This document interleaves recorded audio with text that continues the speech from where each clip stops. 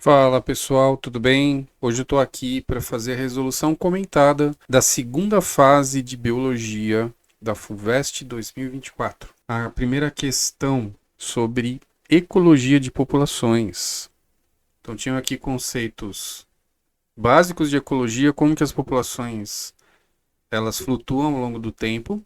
Estava sendo usado aqui um problema que envolve população humana e uma cadeia alimentar lá na China.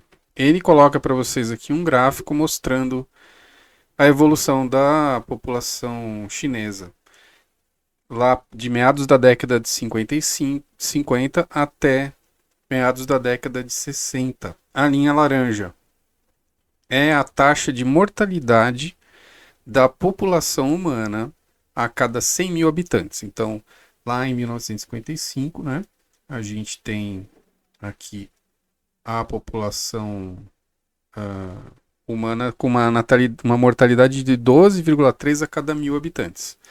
E ela é mais ou menos estável, ali na faixa de 12, 10, até que, em um determinado momento, eles resolvem exterminar os pardais. Essa linha azul é a produtividade de grãos de arroz e trigo. Eles consideravam os pardais como uma praga para essas lavouras. Então eles foram lá e promoveram toda uma campanha de extermínio dos pardais. O que aconteceu é que em seguida a gente vê um declínio da produção de grãos, ao mesmo tempo em que aumenta a taxa de mortalidade. E daí o problema que é discutir todas essas questões aqui. Então vamos dar uma olhada no enunciado rapidinho, para ver se tem mais alguma coisa, e já vamos direto para as questões.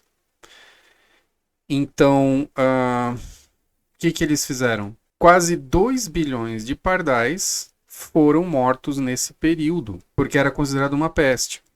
A consequência do desaparecimento dos pardais ainda em 1958, tá? Então mais ou menos aqui, ó, no gráfico, foi uma explosão populacional de gafanhotos que infestaram as mesmas plantações e alteraram os níveis de produção de grãos. Essa alteração da produção afetou a população da China.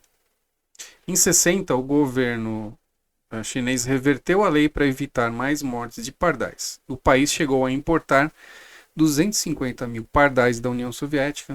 Então, aqui por volta de 60, ó, proibiu-se a caça dos pardais. E aí a população de pardais volta, a produção de grãos volta a crescer. E a taxa de mortalidade humana volta a cair. Então é um problema real, bem interessante.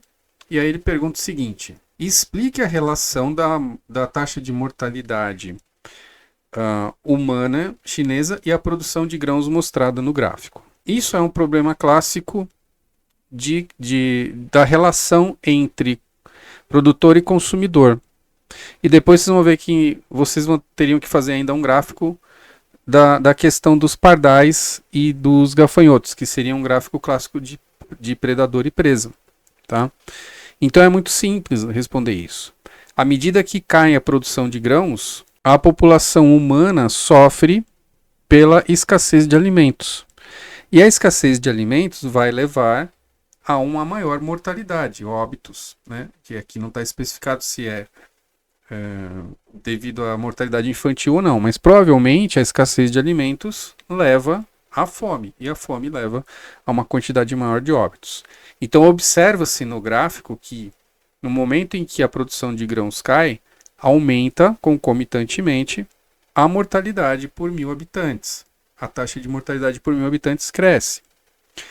Quando a produção de grãos aumenta a partir de 1960, cai a taxa de mortalidade da população humana. Então as duas coisas estão atreladas, pois os humanos dependem do consumo desses grãos. Se não tem grãos, a vida ela fica ameaçada, né? Eles entram aí num estágio de fome e aumenta essa quantidade de óbitos. Então essa era a discussão que precisaria ser colocada na primeira questão, na alternativa A, tá bom? No gráfico da folha de respostas, represente as curvas que refletem os dados descritos para os tamanhos das populações de pardais. Primeira coisa que vocês poderiam fazer é uma legenda, né? Então vamos pegar aqui, por exemplo, pardais e vamos colocar como pontilhado ou tracejado. Gafanhotos, que é o alimento do pardal, vai colocar como linha cheia. A partir de 1957, então, pardais e gafanhotos deveriam estar em equilíbrio, né, de presa e predador, que são aqueles gráficos que vão subindo e descendo ao longo do tempo. Mas a partir de 1957, eles promoveram uma caça impiedosa, que é os pardais, e a população de pardais deve ter decaído muito. A partir de 1960, a população de pardais volta a crescer até se estabilizar. Eu acabei fazendo contínuo, né? Então a nossa legenda aqui é contínuo. E vamos fazer agora o gafanhotos, vamos fazer pontilhado para poder ficar certinho. Então, gafanhotos também deveria ter uma certa estabilização aqui. Porém, a partir de 1958, a população de gafanhotos deve crescer. Em 60, quando eles importam os pardais e a população vai se repondo, os gafanhotos provavelmente entram em declínio novamente. Tá? Então, essa seria aqui a resposta do B. Vocês deveriam desenhar esse gráfico. Reparem, pessoal, que a FUVEST vem cobrando demais a sua habilidade de criação de gráficos, né? Então você tem que saber interpretar o que está sendo pedido e gerar gráficos. Então essa é uma habilidade que eu sugiro que vocês treinem aí mais intensamente, tá? Voltando então para a questão, a alternativa C pede o seguinte: represente graficamente a teia trófica com os organismos envolvidos no processo descrito. Bom, aí eu vou abrir aqui uma folha para a gente fazer esse desenho e vamos colocar essa cadeia trófica. Então, na base da cadeia alimentar ou da teia alimentar, a gente tem o trigo e a gente tem o arroz, que são os dois produtores. Quem se alimenta do trigo e do arroz? É o próximo nível trófico. Esse aqui seria nível trófico 1. O próximo nível trófico seria, por exemplo, o gafanhoto. A gente pode colocar aqui, ó, gafanhoto, que são chamados de consumidores primários. Provavelmente, como não foi pedido para colocar isso, vocês poderiam se abster de colocar produtores, consumidores. Só estou fazendo aqui de modo completo para quem estiver estudando posteriormente à prova, né? Os humanos também se alimentam de trigo e arroz. Então a gente pode colocar aqui seres humanos. Seres humanos, neste caso, seriam consumidores primários também, né? Consumidores primários e uma setinha saindo do arroz também. Já os pardais seriam aqueles que se alimentam dos gafanhotos e, portanto, seriam consumidores secundários. Esta seria uma cadeia, uma teia alimentar baseado nos indivíduos, né, que foram colocados na questão. Gafanhotos poderia ser nível trófico 2, né? Seres humanos também nível trófico 2. E pardais seriam nível trófico 3, tá? Terceiro nível trófico. Se você quiser deixar ele muito mais completo, você pode também pensar em colocar decompositores, né? Porque sempre existem os decompositores em uma teia alimentar ou em uma cadeia. E aí todo mundo que morre ou que libera compostos orgânicos vai para decompositores, tá? Incluindo humanos, né? E os próprios produtores. Esta seria uma teia alimentar totalmente completa que responderia à alternativa C. Represente graficamente a teia trófica. Vamos para a questão número 2. É sobre evolução e tem um pouquinho aqui de ecologia misturado, né? Mas bem pouquinho, ela é mais uma questão de evolução mesmo, tá? A única coisa de ecologia aqui é uma hipótese que você tem que colocar no B, né? Que é o fator biótico. Então, quando a gente fala fatores bióticos, abióticos, relembra um pouquinho de evolução, tá? Essa é uma mariposa muito famosa, Biston betulária, usada nos exemplos de evolução como uma evidência de evolução. E a história dela é que os naturalistas da época anterior à Revolução Industrial, lá na Grã-Bretanha, eles catalogavam essas mariposas, tá? Essa Biston betulária. E eles sabiam, né? Então aqui onde a gente tem antes, as mariposas tinham uma variação de cores, né? Então elas tinham as mais clarinhas, as médias e as mais escuras. O que eles repararam é que com o advento da Revolução Industrial, a tendência era você encontrar mais das mariposas escuras e as mais clarinhas desapareceram. Por que está acontecendo isso? Provavelmente porque os troncos onde elas pousam, né, eles acabam ficando mais escurecidos devido à grande intensificação da emissão de poluição, de fuligem das fábricas, né? A gente está na Revolução Industrial, então começa a ter muitas fábricas. Então, perto dos ambientes urbanos, os troncos das árvores ficam afetados. E aí começa a encontrar mais mariposas escuras. Qual é a explicação dentro da teoria proposta por Darwin, né? Então eles perguntam em cima disso, ó. Qual é o processo evolutivo envolvido nas mudanças de frequência de genótipo? Então passou de mais claro para mais escuro com o tempo. A gente está falando aqui de seleção natural. Seleção natural. Porque as mariposas brancas, no tronco escuro, elas têm um destaque maior, um contraste de cor. Então os predadores conseguem enxergar mais facilmente do que uma mariposa escura pousada num tronco escuro. E aí acabam morrendo em maior quantidade, sendo predadas. E as mariposas escuras vão deixando mais descendentes nas próximas gerações. E como elas carregam um gene para ter a asinha um pouco mais escura, elas vão deixando uma população maior, né, de mariposas escuras. Tá? Então seleção natural seria esse processo. B. Cite fator biótico que explica. Então já explicamos, seria a predação, predadores, é o fator biótico. E aí você entra com toda essa explicação da mudança de cor do tronco, que uma mariposa branca se destaca mais no tronco escuro e vice-versa, né? Para justificar o antes também. E os predadores enxergariam mais o contraste. E as que estão com a cor parecida com a do tronco ficam mais camufladas, tá? Então você explica a partir disso, e o fator biótico são os predadores. No gráfico da folha de respostas, a abscissa indica o fenótipo e a ordenada frequência de indivíduos. A linha tracejada é a síntese do padrão pré-revolução industrial. Represente o padrão pós-revolução industrial. Então eles te dão esse gráfico aqui, já vem assim, e você tem que fazer o quê? A linha tracejada do padrão pós-revolução industrial. Então vamos pegar uma outra corzinha aqui. Então o que está acontecendo? Uma seleção direcional. Tá? Inclusive lá na resposta A, você não precisa colocar só seleção natural, você pode colocar seleção natural direcional, porque ela está indo em direção a um fenótipo. Tá? Então provavelmente o que vai acontecer, a maior parte da população, que é o que está aqui nesse segmento, né? Isso aqui é uma curva gaussiana, então a maior parte da população ela vai estar nessa faixa aqui, que é onde tem um pico em o fenótipo mais escuro, né?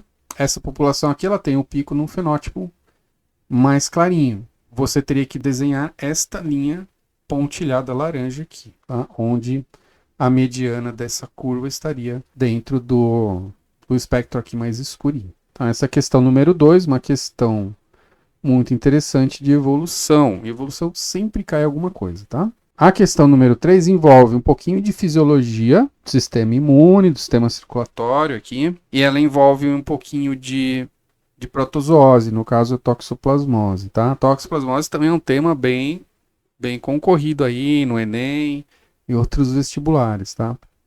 Ultimamente tem caído bastante, mas poderia cair qualquer protozoário, né? Malária, enfim, Trypanosoma cruzi, doença de Chagas poderiam cair também. Porque principalmente aqui em regiões tropicais tem muito disso, né? Então vamos dar uma olhada aqui, eles te dão uma tabela de um exame de sangue, e aí agora você tem que analisar, né? Então ele quer saber, por exemplo, se a pessoa tem ou não um quadro de anemia, né? Quais evidências para dizer que a pessoa não tem um quadro de anemia? Anemia você tem que olhar a série vermelha, onde estão os glóbulos vermelhos ou eritrócitos, que são esses caras aqui, ó, as células vermelhas do sangue. Então você olha o resultado e qual era o valor de referência. Então esse resultado ele está dentro do valor de referência, então a pessoa está ok em número de células de eritrócitos, né, ou glóbulos vermelhos. Em hemoglobina, que é aquela proteína que contém o ferro, que está dentro do eritrócito, também está ok. Então ele não está faltando nem ferro, nem células. E o hematócrito também está ok. O que é o hematócrito? Você centrifugar o sangue dentro de um tubinho de ensaio, vou fazer aqui um tubinho de ensaio pequenininho. Se você coloca o sangue e centrifuga, vai formar aqui no fundo, o que for mais pesado vai para o fundo. Então as células vão para cá, o plasma fica aqui e as células ficam aqui. Essa porcentagem em relação ao total é o hematócrito. E ele está dentro do normal. Então não está faltando hemácia, não está faltando ferro. Essas são as evidências, né, baseadas no resultado, que a pessoa não tem anemia. Por que anemia? Anemia é falta de ferro, ou falta de hemoglobina, ou falta de eritrócitos. E tendo menos hemoglobina, menos eritrócito, a pessoa tem prejudicado o transporte de oxigênio, né, que vai dar os sintomas da anemia. Tá? B. Cite todos os elementos que permitem afirmar que essa pessoa tem um quadro infeccioso e inflamatório. Para o quadro infeccioso e inflamatório, a gente vai olhar tudo isso aqui, ó. Como ele fala todos os elementos, é melhor ver tudo, tá? E aí não deixar passar nada. Então vamos ver se a gente consegue não esquecer nada aqui, olha só. Em termos de leucócitos, ele está acima do limite, né, da referência. Neutrófilos também está acima. Quando aumentam alguns grupos determinados grupos de células brancas, mostra que a pessoa pode estar num quadro infeccioso, porque o corpo está combatendo algum outro organismo invasor. E no caso, leucócitos e neutrófilos aumentam, né, quando a gente tem alguma célula invasora no corpo. Eosinófilos e basófilos está bem abaixo. É um outro problema aqui, né, porque está zerado quando o normal começa em 20. Linfócitos e monócitos estão também abaixo, tá? Estão bem abaixo aqui. Então, isso pode estar indicando tanto quadro infeccioso quanto inflamatório. Em relação ao que foi testado de parasitas aqui, o citomegalovírus não está nem acima nem abaixo, que está ok, está abaixo, né, do não reagente. Não está reagente para Covid, não está reagente para dengue. E aqui está reagente para toxoplasma, aquele protozoário que é transmitido aí dentro daquele ciclo de vida que envolve, inclusive, animais domésticos, tá? E herpes está ok. Isso daqui também é um indicativo, né, de que há um quadro infeccioso. Qual patógeno gerou esse quadro? Toxoplasma. Cite um sintoma relacionado. Bom, aí, sintoma já é um pouquinho mais complicado, não sei se vocês se lembraram na hora da prova, né? Porque geralmente a gente estuda o ciclo de vida e não fica memorizando todos os sintomas. Daí eu deixei aqui uma figurinha mais ou menos do ciclo de vida, só para a gente rever, né? Da toxoplasmose. E alguns sintomas seriam febre, dor muscular, dor de cabeça, dor abdominal, inchaço e fadiga. Nunca vou lembrar tudo isso, né? Complicado. Mas eu daria uma dica para vocês. Como ele pediu só um sintoma, você pode, quando tem infecção, geralmente vai ter febre. Embora que seja uma febre leve no toxoplasma, mas é febre. Então você pode colocar a febre que não estaria errado, tá? Então falou em infecção ou até mesmo inflamação, você pode pensar em febre como sintoma, ok? E só revendo um pouquinho, então o toxoplasma ele envolve, como hospedeiro intermediário aqui do homem, ele envolve um gato que pode pegar esses cistos de toxoplasma a partir de animais silvestres que ele caça, tá? E vai sair aqui nas fezes. E essas fezes podem servir aqui de alimento, acabam sendo comidos por porcos, né, e outros animais. Ou na própria manipulação, por exemplo, o gato coloca as fezes dele aqui na pedrinha. Na própria manipulação, a pessoa que pode acabar ingerindo esses cistos e ocasionar diversos problemas, porque esses cistos podem parar em outros tecidos, como no olho, no cérebro, né? E aí causar os problemas. Também, transfusão de sangue também pode ser uma das maneiras de você pegar toxoplasmose, tá? Então é isso, uma questão envolvendo parasito, né? Uma questão envolvendo um pouquinho de fisiologia do sistema imune, principalmente, onde você tinha que conhecer um pouquinho das células do seu sistema imune e saber interpretar um exame de sangue. Então, não é a primeira vez que cai essa questão de interpretar exame de sangue. Então, se você está estudando aí para um próximo vestibular, já sabe que tem que pegar essas questões com um exame de sangue para treinar, ok? Então vamos agora para a questão número 4, que é uma questão de genética e genética molecular. É difícil agora aparecer uma questão só genética clássica. Geralmente ela vem misturada com genética molecular. Então você saber todos os processos de transcrição, tradução, código genético é muito importante hoje em dia, tá bom? É uma questão sobre baratas. Barata tem cheiro. Esses insetos liberam um odor, né, que algumas pessoas sentem e outras não. Então, aparentemente é algo genético. Tem pessoas que garantem sentir o cheiro da barata. Essa habilidade é conferida à presença de uma proteína codificada pelo gene TAAR5, que se expressa no epitélio olfativo. Então, lá no seu nariz, se você tiver esse gene, acaba sentindo o odor de barata, tá? Então, ele vai produzir uma proteína que vai ajudar a detectar esse trimetilamina, que é uma substância que as baratas liberam para quando elas estão se comunicando entre si, né? O gene TAAR5 localiza no cromossomo 6 humano. Cromossomo 6, pessoal, essa dica tá aqui porque depois ele vai te perguntar uma coisa que a FUVEST adora perguntar, né?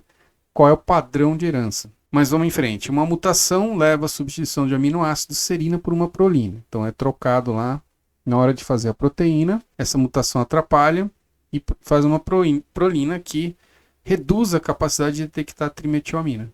Somente pessoas que possuem a mutação em homozigose, isso aqui é importante lá para o tipo de herança, né? Não sente o cheiro da barata. Primeira, é uma pergunta de zoologia. Então essa questão tem um pouquinho de zoologia aqui. Que está perguntando características de insetos. Ó. Característica morfológica exclusiva e comum a todos os animais da mesma classe. Então os insetos são a classe das baratas, né? Elas estão dentro dos insetos, que é um artrópode, e ele quer uma característica morfológica. O que é morfológica? Do corpo, uma característica física do corpo. Qual é uma característica exclusiva dos insetos? Por exemplo, 3 pares de patas. 3 pares de patas articuladas. Outros exemplos de característica morfológica. Corpo dividido em cabeça, tórax e abdômen. Presença de um par de antenas na cabeça. Tá? Então seriam coisas das baratas aqui dos insetos. É uma característica exclusiva e comum a todos os insetos, né? Não é comum a todos os artrópodes. Se você colocasse exoesqueleto de quitina, por exemplo, presença de quitina no exoesqueleto, já poderia ser comum a outras classes, né? Então as aranhas também teriam, os crustáceos e assim por diante. Então 3 pares de patas faz parte daquela tabela comparativa de artrópodes. Artrópode é um assunto que é muito questionado dentro da FUVEST, tá bom? Então sempre estudar um pouquinho de artrópodes e saber diferenciar as classes. Então tem aquelas tabelas comparativas, quantas antenas, quantos segmentos, quantas patas por segmento, tá? Essas características aí ajudam tipo de respiração, etc, né? Bom, vamos para a genética então. Qual é o padrão de herança da habilidade de sentir cheiro? Bom, tenta fazer uma legendinha aqui. Então, habilidade de cheiro e sem habilidade de cheiro. Algumas dicas, né? Se está falando que houve uma mutação, o mutante, e tem que aparecer em homozigose, né? O mutante, geralmente, ele sofreu um processo ali, uma alteração de base nitrogenada que atrapalha a fabricação da proteína, né? Então, geralmente, ele vai ser recessivo. Por quê? O selvagem é o que estava funcionando. E agora parou de funcionar. Se parou de funcionar e tem que estar em homozigose, então provavelmente não vai estar funcionando se não estiver homozigose, quer dizer que essa característica vai ter que ser recessiva, tá? Enquanto que a característica selvagem, que é a que tem a proteína totalmente funcional, ela vai ser dominante. Então, qual o tipo de herança? Qual é o padrão de herança? Primeiro, se está localizado no cromossomo 6, não está nem no cromossomo X nem no Y. Então, não é herança ligada ao sexo. Então, é uma herança autossômica. E a justificativa seria pelo fato do gene estar localizado no cromossomo 6 e não no X nem no Y, tá? E a habilidade de sentir cheiro é dominante pelo fato de que são os mutantes que não conseguem sentir o cheiro. Então, o gene original é um gene dominante sobre o gene mutante, porque ele tem a proteína funcional. Então, na presença dele, a pessoa vai sentir o cheiro. Na ausência dele, ou seja, no duplo, que está em homozigose, com dois defeitos, né? Não vai conseguir sentir o cheiro. Tá? Então, esse seria o padrão de herança, autossômico dominante. Em que molécula ocorrem as mutações que repercutem na alteração da estrutura da proteína? A molécula onde ocorre mutação, pessoal, é o DNA. Não tem outra, né? É lá que está o gene, é lá que tem que ocorrer a mutação. Qual foi o nucleotídeo substituído? Bom, aí você tem que dar uma olhada nesse NOT e ADOT aqui, que é super importante vocês lerem essas notinhas, tá bom? Isso aqui não é tipo uma notinha de rodapé que não precisa ler. Sempre tem que ler essas notinhas, né? E ele te fala o seguinte, ó, que a serina, ela tem os seguintes códons no RNA mensageiro: UCU, UCC, UCA e UCG. Enquanto que a prolina, que é para onde ocorreu a mutação, né, virou uma prolina no local, no referente códon onde ocorreu a mutação, também no RNA mensageiro, a gente tem CCU, CCC, CCA e CCG. Bom, aqui começa a ficar nítido, né, o quê? Que tanto a serina quanto a prolina têm códons com a mesma finalização. As duas últimas bases são iguais. Não daria para ter uma mutação nesse ponto e serina virar prolina, porque elas já são iguais, né? E se mudasse aqui, provavelmente daria um outro aminoácido diferente, né? Então, o que pode ter mudado? Isso aqui, ó. A primeira base de qualquer um dos códons que codificam para esses aminoácidos. E é sempre de U para C. Porém, a mutação não ocorre no RNA, ocorre lá no DNA. E lá no DNA tem outras bases nitrogenadas, né? Então, como que ficaria no DNA, por exemplo, para uma serina, né? Se aqui, na hora de fabricar o RNA mensageiro, vai parear com a fita de DNA, lá no DNA teria que ter A, G, A, porque o A pareia com U. Então, AGA, ou AGG, ou AGT, ou AGC, tá? Enquanto que na prolina, eu teria, para ter um C, eu teria que parear com G. Então a mutação, ó, em todos os casos aqui, ó, vai mudar para G, tá? Ou seja, a mudança foi de A para G. Então, A para G. Isso responde à letra C. Vamos dar uma olhada agora na questão número 5, que é uma questão um pouquinho complexa aqui, que talvez poderia ter pego alguns alunos, porque às vezes não se aprofunda tanto em botânica como nesse caso, mas tinha um pouquinho de botânica e adaptações de plantas ao ambiente e um pouquinho aí de biomas, de zonas climáticas, né? Então é uma questão que mexe com muita coisa. Ainda aqui não entraram em fisiologia vegetal, porque aqui está falando um pouquinho de hormônios, né? De ciclo de luz, escuro, fotoperíodo. Eles poderiam ter colocado ali uma questão relacionada a fotoperíodo e hormônios, né? E aí complicaria mais um pouquinho. Alguns locais do mundo tem plantas que perdem as folhas numa época do ano. Então ela tem um padrão de folhagem ao longo do ano. Então certos meses ela está com folhas e em algum período do ano ela não está com folha. Isso aí é chamado fenologia foliar, tá bom? Então ele já explica aqui para você. Você não precisa saber o que é isso. Denominado fenologia foliar. E é regulado por hormônios, beleza.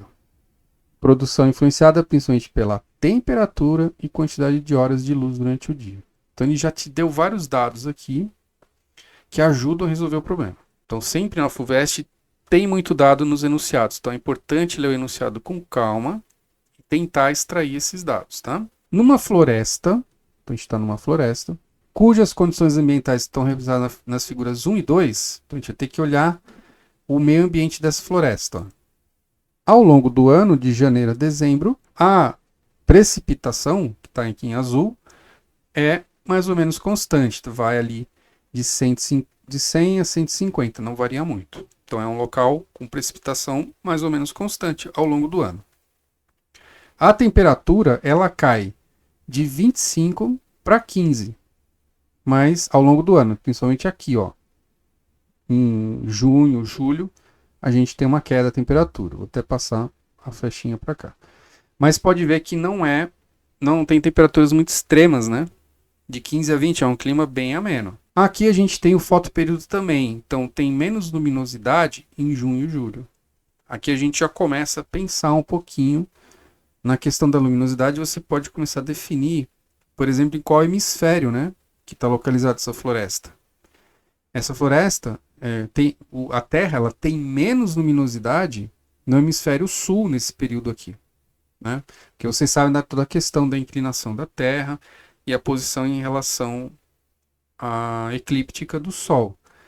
Então, nesse período aqui, que a Terra ela está com o eixo dela de rotação inclinado em relação ao Sol, de tal maneira que no hemisfério sul é onde a gente tem menos insolação. Então é inverno aqui, né? Todo mundo sabe que aqui maio, junho, julho, agosto tem período frio aqui no hemisfério sul. Então aqui é o inverno, né? Então a gente tem todos esses dados, ó. Quantidade de chuvas bastante constante ao longo do ano, não varia muito. Temperatura amena, mas cai no inverno ali. E luminosidade cai aqui no inverno também. Beleza. Agora esse gráfico verdinho aqui, número 3, ele está comparando 1980 com 2020, tá bom? Então ele fala que ao longo das 4 décadas houve alterações na fenologia foliar das árvores. Realmente, ó, aqui no de 1980 a gente vê que as árvores começam a se encher de folhas aqui no verão. Então no final do verão, início do outono, elas estão repletas de folhas. E no comecinho do inverno as folhas caem, né? Então essa parte aqui, ela fica sem folhas. Já em 2020, como é que está a situação? Elas já começam a se encher de folhas aqui na primavera, passa todo o verão e boa parte do outono com folhas. E antes do inverno já começou a cair folha aqui. Então mudou alguma coisa, né? Houve alguma mudança. E ele fala que isso está sujeito a temperatura e quantidade de horas ao longo do dia de luz. A inclinação da Terra não mudou nessas 4 décadas, então continua a mesma luminosidade. O que mudou nos últimos anos foi o quê? Temperatura da Terra, né? A temperatura aumentou. Tá bom, vamos ver as perguntas. Qual é a zona climática que ocorre nessa floresta? Tipicamente, não é uma floresta tropical, não é uma floresta temperada lá do norte, com invernos muito rigorosos, né? É uma floresta subtropical temperada. Subtropical temperada.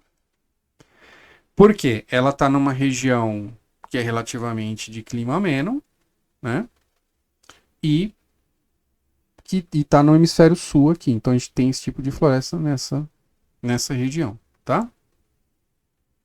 Cite 2 alterações no padrão fenológico foliar. Então, as 2 alterações seriam, em comparação a 1980 e 2020, né?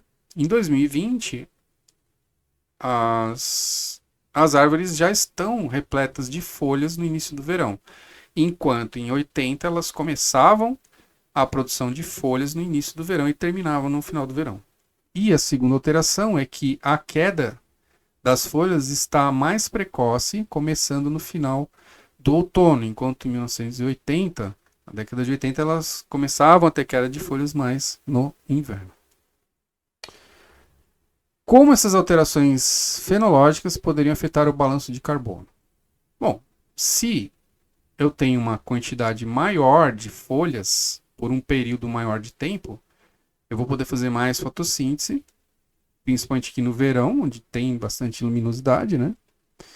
e eu vou retirar mais gás carbônico da atmosfera, diminuindo, ajudando a diminuir um pouco a temperatura do planeta. Então essa é uma questão bem interessante envolvendo conhecimentos que você teria que ter do planeta em si, das estações e um pouquinho de pensar um pouquinho em cima do que as árvores estão fazendo em relação ao clima. E a questão número 6, que é a última questão que eu vou comentar, ela traz aqui um perfil do litoral, tá? Então essa figura aqui é um perfil do litoral. Olha que a gente tem a praia aqui, né, o mar. E em direção ao interior, um corte mostrando a vegetação. Ele diz que essas plantas, o feijão da praia e o maracujá da praia, ocorrem nessas partes aqui, ó. O feijão da praia ocorre no A e o maracujá da praia ocorre em C. Essa regiãozinha aqui, que vem do comecinho aqui onde tem vegetação da praia em sentido anterior, é chamado de restinga. E é marcado por uma série de questões aqui ambientais. Por exemplo, muita areia, né? Um solo mais arenoso. O solo mais arenoso ele é muito movediço. Ele não é um solo onde você consegue ter uma firmeza, né? Uma estabilidade muito grande. Inclusive, ele coloca aqui que existe aqui um gradiente de condições ambientais, né? Nesse relevo todo aqui. Essa espécie A está sujeita a um solo com mais movimentação, né? E aí eles fazem o seguinte experimento que está nesses dois gráficos. Ó. Com o feijão da praia e com o maracujá da praia, que vivem em regiões diferentes. Então tem as adaptações diferentes, né? Eles colocam para crescer a semente aqui numa solução e que é regado com água pura, tanto o feijão quanto o maracujá. Depois, um outro grupo de sementes eles colocam com uma solução 3%, ó, aqui já teve uma diferença grande, e uma solução 10% de sal, tá? 3% de sal, 10% de sal. O que aconteceu? Aumento de biomassa. Onde cresceu mais, né? O feijão da praia cresceu com água pura e cresceu com uma solução de 3%. Já o maracujá da praia cresceu bem com água, mas não cresceu bem com 3%. E os dois falharam em crescer numa solução 10% salina, que é uma relativamente bem concentrado de sal. Né? Questões. Cite um possível adaptação de uma planta da zona A para sobreviver no solo móvel da duna. Então a zona A é muito próximo da água, tem mais salinidade, tá? Então tem sérios problemas aqui para crescimento de plantas. Pode ver que as plantas vão, se você forem numa praia super preservada, que ainda tem plantas invadindo a areia, você vê que ela vai até um momento ali e depois não vai mais. E geralmente é onde a maré alta chega, né? Elas não vão aguentar tanto sal. Então, uma das adaptações que essas plantas podem ter são glândulas para excretar sal, excretar o excesso de sal que entra nelas. Uma outra coisa são raízes mais profundas para conseguir pegar água um pouquinho mais profundo do solo. E elas não vão ser plantas de grande porte, que inclusive isso você pegava aqui da imagem até, ó. Plantas de pequeno porte. E como aqui pede só uma possível, de repente, se você colocasse plantas de pequeno porte, devido à instabilidade do solo, já estaria valendo, né? Tá? Você poderia colocar também, provavelmente elas têm caules flexíveis ali. Então essas seriam algumas características. Só está pedindo da zona A. Compare a tolerância de cada uma das plantas à salinidade. E aí, em relação ao experimento, é só você contar isso que eu acabei de falar do experimento. O feijão da praia é mais tolerante à salinidade, porque ele consegue crescer numa salinidade de 3%. Já o maracujá da praia não tem tanto sucesso em crescimento. Então, o maracujá é menos tolerante que o feijão. Isso você pode se basear nas curvas de crescimento e de biomassa, comparando os dois gráficos, né? E aí ele pede para você completar o gráfico, pede para você completar um gráfico que ele coloca aqui, ó. Esse gráfico, aliás, ele é o padrão de curva de biomassa vegetal ao longo, que dá para ver aqui na figura, ó. A biomassa vai crescendo. Então era só simplesmente fazer isso daqui, ó. Não precisa pôr a setinha, né? Só uma linha crescendo aqui. Muito simples de resolver e bate com essa figura aqui que eles colocam, tá? Então essa foi a prova de Biologia da FUVEST 2024. Espero que vocês tenham ido bem. Foram temas muito previstos, né? Claro que eles gostam de complicar em alguns pontos, como essa última questão foi um pouquinho mais... As duas últimas, né? Um pouquinho mais envolvendo conhecimentos extras ali. Basicamente uma prova que estava equilibrada, tinha um mínimo de zoologia, um mínimo de genética, genética molecular, tinha fisiologia, tinha um pouquinho de botânica, tá? Então, é uma prova condizente com o que a FUVEST vem apresentando nos últimos anos. Espero que vocês tenham ido bem. E para quem tiver aí assistindo, né? Você puder considerar se inscrever aqui no canal, seria interessante para espalhar esse vídeo, se inscrever e compartilhar esse vídeo aí nas suas redes, né?